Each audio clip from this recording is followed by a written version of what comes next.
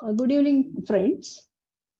Yesterday we have seen if flow control statements, if, else, and also the loops statement, one of the loop statement, while loop.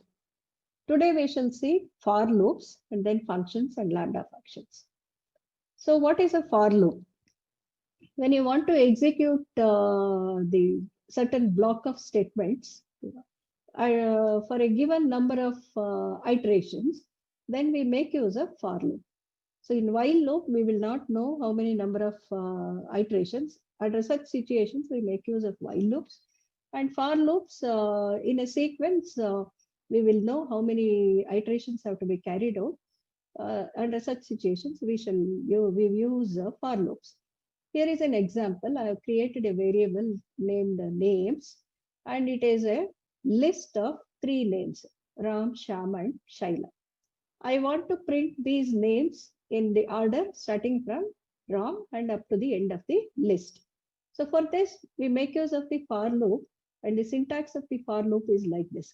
For some variable x in names, print x. So this x takes value 0, 1, 2, 3 like that. Then that will be used as an index for the variable name that we give in this for loop. And at the end of the for loop, we have to type a colon here, that we should not forget, otherwise we get an error. So for x in names, so it takes value x is equal to 0 and goes to the name with an index 0 and picks that name and does whatever next operations that we give. Here I have given print x, that is x is now 0th index name, not the index. It is the what is the value or the what is the item in that index. So it will print Ram, Sham, and Shaila in an order. So let me execute this cell. So you find here. So the print comes in separate lines. So first one is Ram, then second line Sham, and third line is Shaila. So this is a list of strings, items with the form of strings. And we can even access letters in a string also. So like in the second example, I have created a name given by, as I have assigned the name Bhargava to the variable name.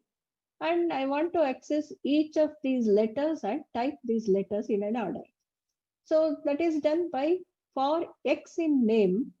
So it takes, see, if you see this, 0th index item in this Bhargava string is B, then 1 is H, 2 is A, and it continues. So it accesses those letters in an order starting from left and it prints. So this is the simplest one for accessing the letters in a string. So you see here BHARGA is typed each letter in a separate line. Okay, so we can access an item. So these items can also be numerical items also. Here it is all string. So next, let me consider a list having numerical data 2, 3, 4, 5, 6, and that I have named it as my list. So my list is assigned with a list 2, 3, 4, 5, 6, and I want to access and print. See this part here for demonstration purpose. I have taken print, but it may be anything else. Okay, depending on what problem you are solving, you may have a number of code lines here to do a certain task. So here I am just printing the variables in the list named my list. For x in my list, print x. Okay. So that what it will do, as we have seen in the first case, it will print 2, 3, 4, 5, 6 if I stop here. But I want to include a loop control statement here. If x is equal to 4, if the value of the x is 4, then you break that loop. Okay. Otherwise, you continue for the next x. So let me execute this.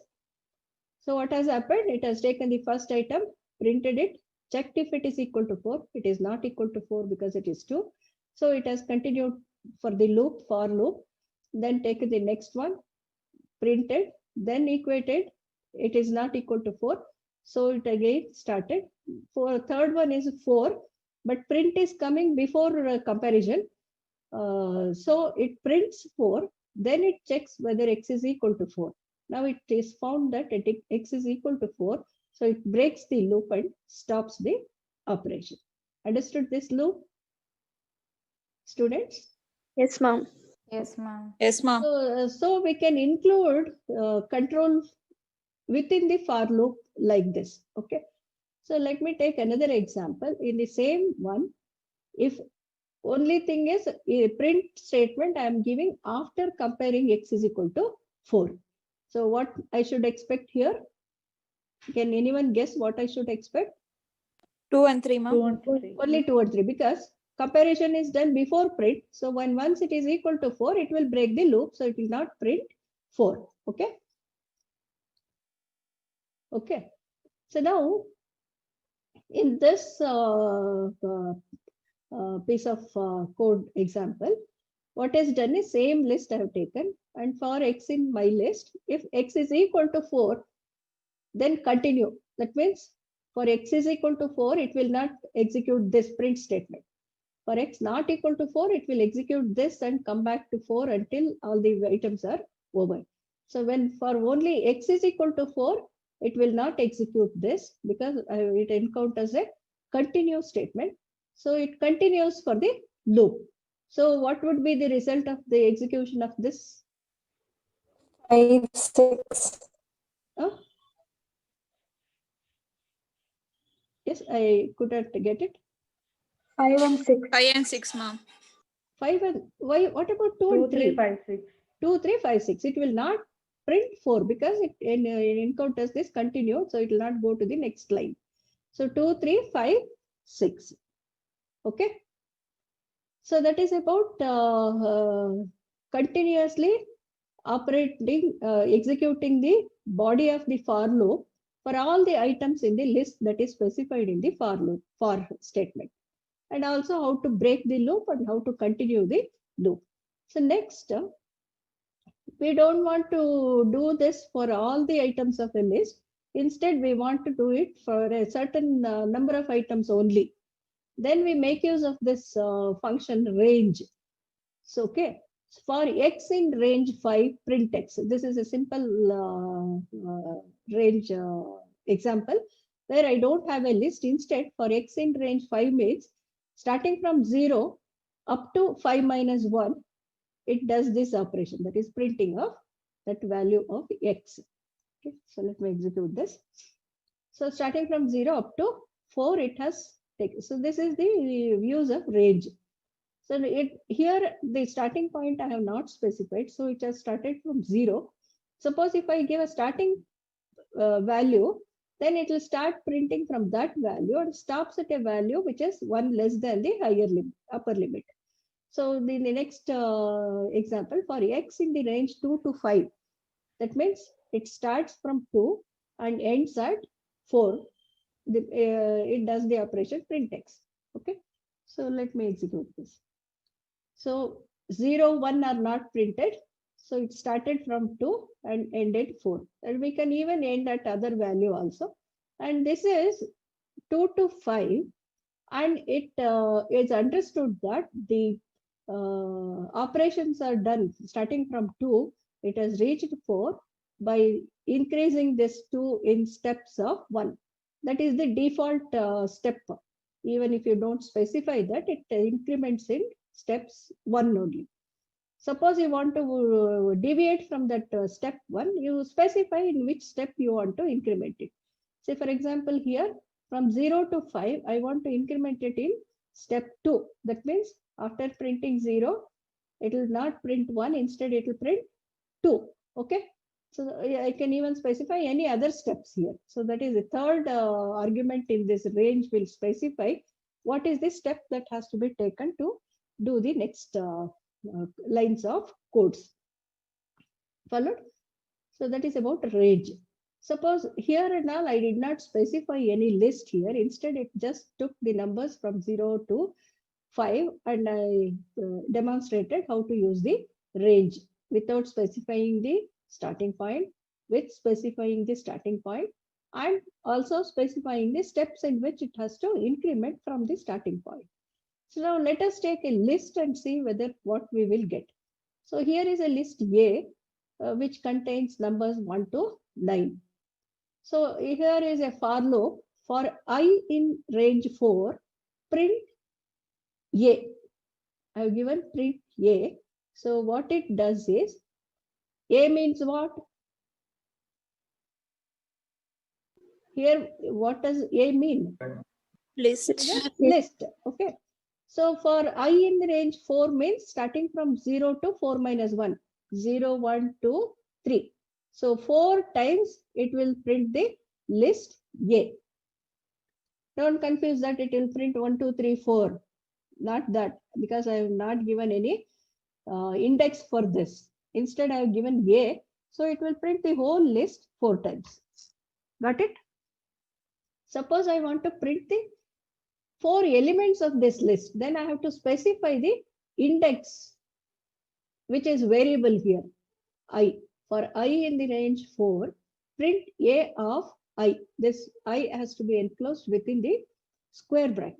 So starting from 0, it will access the, now I is used as an index. So from 0 to 4 minus 1, it will access the elements and prints it, because I have given the print statement to print the elements of A, not I. If I give print I, it will print 0, 1, 2, 3. But I have given the statement to print the elements of this list A. So I must get 1, 2, 3, 4. Got it? Is this clear? Yes, ma'am. Okay. So next, suppose I want to include a conditional statement within the for loop. Say, what does this mean? Xi %2. %2 means it will get the remainder of division of x of I with the 2. Is it not? So x of I means as I goes on changing it will pick the elements from the list x. For x0, it is 1. For x2, 1 it is 2. For x2, it is 3. Like this it goes. Okay. So that is done for I in the range 0, 1 to 9. Here I have changed the starting point also. From 1 to 9, pick up the elements from the list x. And if that element divided by 2 is not equal to 0, this exclamation is equal to indicates that if that is not equal to 0. What does that mean? Odd number. Odd number, is it not? If it is not equal to 0, it indicates odd numbers. So if it is not equal to 0, print that number. Otherwise, you go back and execute the for statement until all this range is over. Okay. I'll execute this. So it has printed. The first number is starting with the index 1. So it has started with 3. It has not taken 1 because I have not given the starting value as 0. If it was 0, it would have considered this also. Even though this is an odd number, it is not taken. It starts from x is equal to 1. That is, it has started from 2 and ended up to 9. Okay. So that is the use of range in the for loop. Any doubts?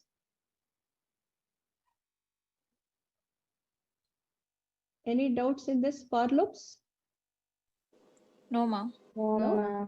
Is it clear? Yes, So these for loops, we can even have a nesting of these for loops.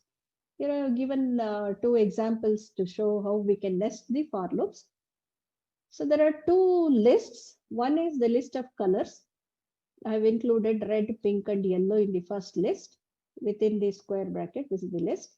And I have also another list named flowers, rose, lily, and zerbera. So for X in flowers, so that means for X in flowers means pick the item from the list flowers, that is the outermost loop. Then come to the next loop, which is for Y in color. That means you pick the item from the list color, then print in the order color comma flower. Got it? So you print in the order y comma x, that is color comma x. That is this comma is only in here, but when you print it, it just prints y x y x y x like that. For y, taking items from the colors. So what it should print? Red rose, pink lily, and yellow gerbera. Yeah, because color items are changing, but this will have only one value until this inner loop is completed. Okay. So red rose, pink rose, yellow rose, and then red lily, pink lily, and yellow lily like that. Okay. So red, pink, yellow roses, red, pink, yellow lily, red, pink, yellow gerbera. Got it? How the variables in the different for loops will take the values. You should not confuse that. X also changes for every loop operation of this inner loop. So I think that you are already familiar in your MATLAB classes, is it not? How these loops work. Similar kind of things happens here also. So that you must be careful. Suppose I want to have a control statement within these loops. So here I have given that for x in flowers and y in color. Suppose if y is equal to pink, only for that you print y comma x. Okay. Then break. That means it will not go to the next flowers and print the y comma x. Only for pink it will print. Followed. That is the control statement that I have given within this second for loop. So the whole loop breaks if when it encounters y is equal to pink. So okay, first it is red. For red, nothing happens because if it is not equal to pink, it will not take this print operation. It continues with the loop. Only if it is pink, it prints and then executes this break. So this break is executed only when this this pink condition operation is satisfied. That is about nested loop. Any doubts? Any doubts, or you want me to try any other conditions or changes? No? Shall I move on to the next part? Okay. Yes, ma'am. Okay. So next part of this today's lesson is Python functions. So functions are a block of codes which we want to repeatedly execute at different points of our program. Suppose we have a lengthy program. At different points, we want to call this function, or we want to execute the same type of codes. Instead of every time writing this at different points of our lengthy program, we make it as a function, and we call this function whenever we want to use such set of codes. It is just like a subroutine. So we make that repeatedly used part of the program as a subroutine, and then we call that subroutine and get the result from that subroutine and come back to the main program.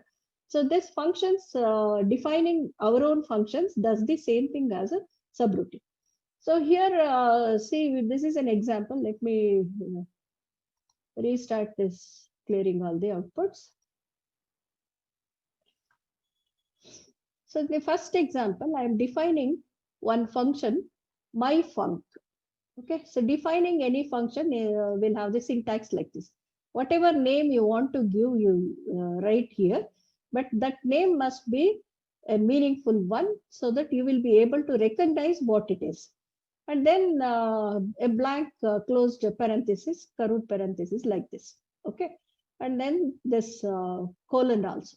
So we define this function myfunc by def, then that function name, and then this parenthesis and the colon. This is the syntax of defining our own function.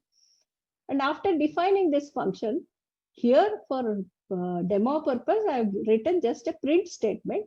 Instead, you may have a number of lines of codes which will perform some particular task and give some output. That will be very clear to you when we take up the signals and systems problems.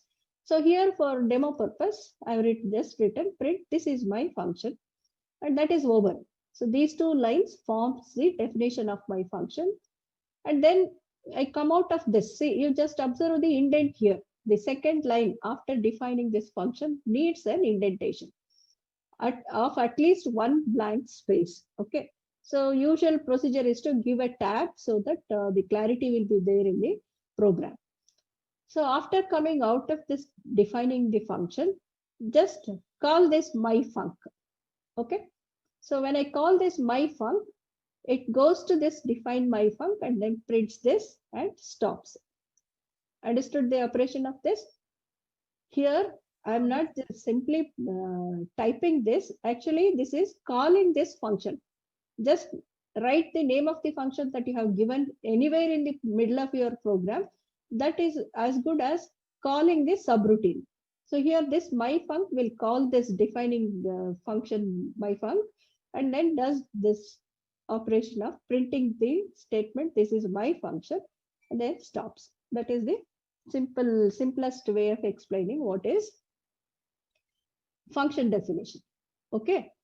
So this is another example where, see this here, I have not given any argument to this myfunc. It is blank. Okay. Whereas we can include some arguments in this myfunc in the form of variables, and in those variables you define whatever the operation that you want to perform in the body of this defining function.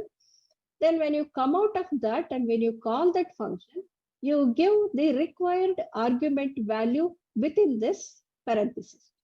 So that is what is done in the second example. So define myfunc name. Okay.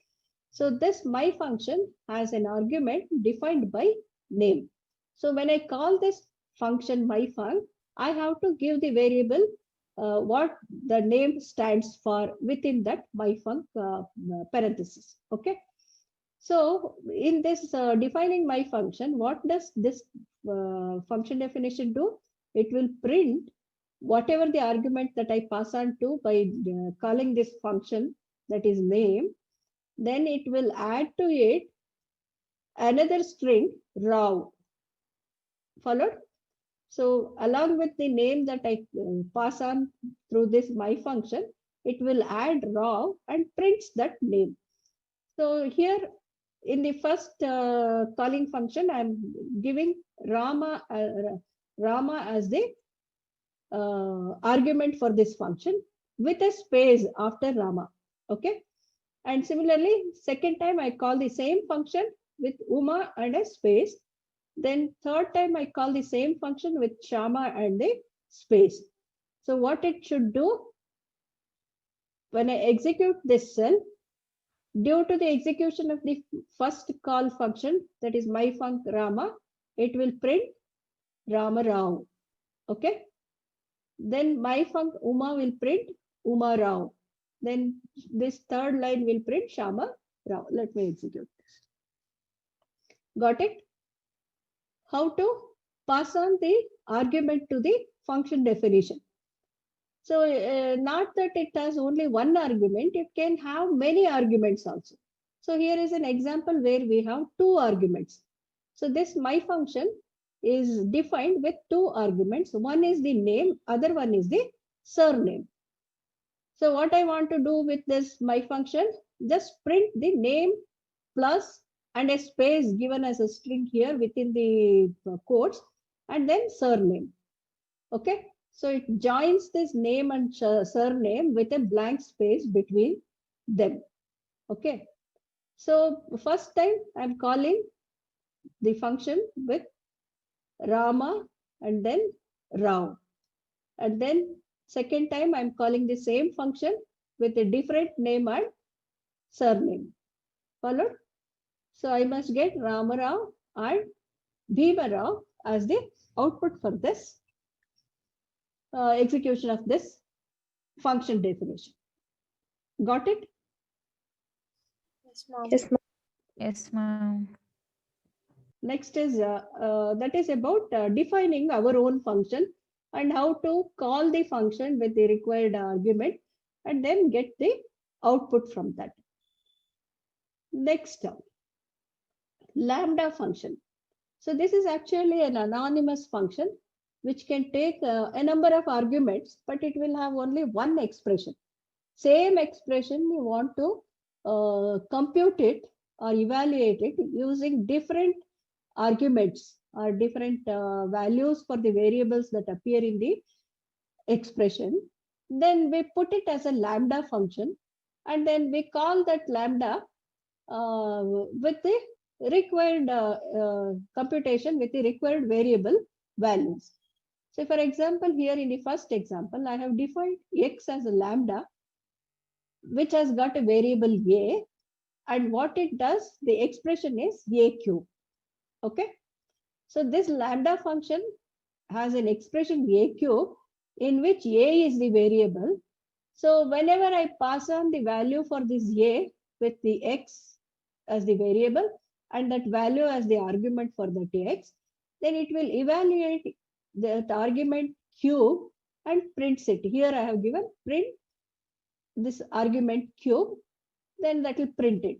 So instead of this print, you may have some other operations also depending on the problem in which. So the advantage of lambda is you don't have to keep it separately. It becomes because you don't need it anywhere else. Only for evaluating the expression, you just keep it as a lambda function and evaluate it. So what does this do when I give 2 as the argument for this x? It will evaluate 2 cube. Okay. So 8. So here it is a simple expression a cube. Instead, I can even have a complex expression also. Here is an expression where it is 2x square plus 3x plus 1. So if I pass on 2 to this, what must be the answer for this?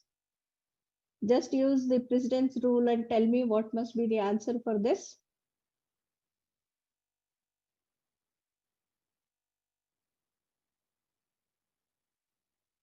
Anyone? Substitute 2 to this expression. It is 2 into 2 square plus 3 into 2 plus 1. 18. 18, is it? So first it evaluates exponentiation 2 square, that is 4 into, next is multiplication 2 into 2, 4, and then 3 into 2 is 6. This 4 into 2 is 8. 8 plus 6 is 14 plus 1, 15. 15, Yes, ma'am. ma'am. 15. 15 is it correct, not 18. How did you evaluate 18? 2 into 2 you did first, I think. Then 4 square. Then that also not correct, no? It exceeds that. So you should remember that rule of precedence when you evaluate the arithmetic or mathematical expression like this. So here I have given only one variable in this expression. The expression may also have multiple variables. So the third example has 3 variables, a, b, and c. It is a cube plus b square minus c. So this is with 3 variables. Variables are a, b, c. So I have defined a variable x, which is a lambda function with variables a, b, c, and the expression with a, b, c is given by a cube plus b square minus c. So when I want to evaluate this expression, I'll just call this lambda function with the required arguments. Now I want to take a is equal to 1, b is equal to 2, and c is equal to 3 and evaluate this expression. So for the first print statement, what would be the output for this first print statement? 2. 1 cube plus 2 square plus minus 3. Is it 2? 2. Yes, ma'am. 1 cube is 1 plus 4. 5 minus 3 is 2. Okay. Next is 2, 4, 6. Similarly, calculate. Let us see what we get. It is 2 and 18. 2 cube 8 plus 4 square. 16 plus 8. 4 square is 2 square. 18, ma'am. Correct. 18.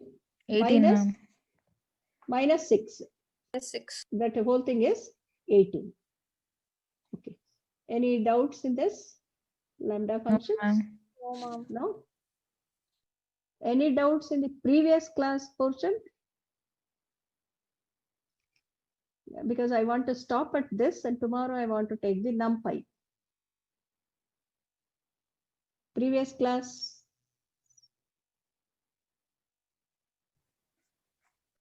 Operators, data types, no doubts? No, ma'am. No. Shall I stop here? Yes, Today? ma'am.